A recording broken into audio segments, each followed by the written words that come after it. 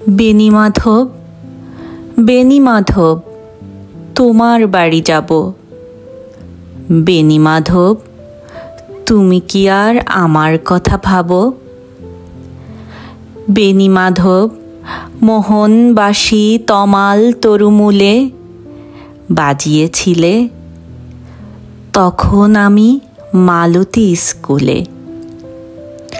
ডেস্কে বসে অঙ্ক করি, ছোট্ট ক্লাস ঘর, বাইরে দিদিমণির পাশে দিদিমণির বর।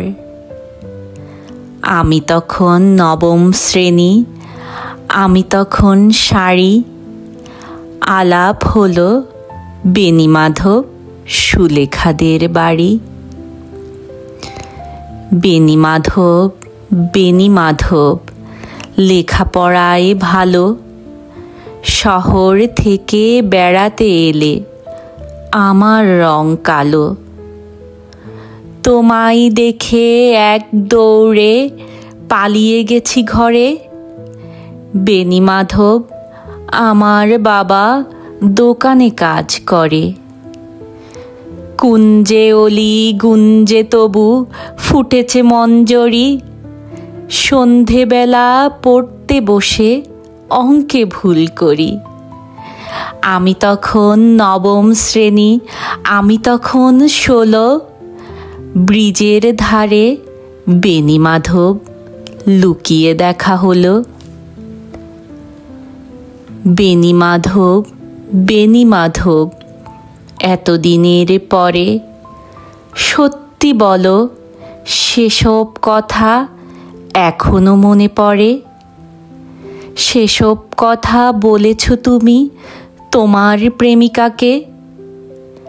আমি কেবল একটি দিন তোমার পাশে তাকে দেখেছিলাম আলোর নিচে, অপূর্ব সে আলো। স্বীকার করি দুজনকেই মানিয়েছিল ভালো।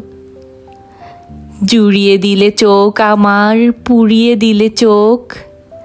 বাড়িতে এসে বলেছিলাম ওদের ভালো হোক। রাতে এখন ঘুমোতে যাই একতলার ঘরে, মেঝের উপরে বিছানা পাতা, জোছনা এসে পড়ে। আমার পরে যে বোন ছিল চোরাপথের বাঁকে, মিলিয়ে গেছে জানি না আজ কার সঙ্গে থাকে। আজ জুটেছে কাল কি হবে, কালের ঘরে শুনি। আমি এখন এই পাড়ায় সেলাই দিদিমণি। তবুও আগুন বেণীমাধব, আগুন জ্বলে কই। কেমন হবে আমিও যদি নষ্টা মেয়ে হই।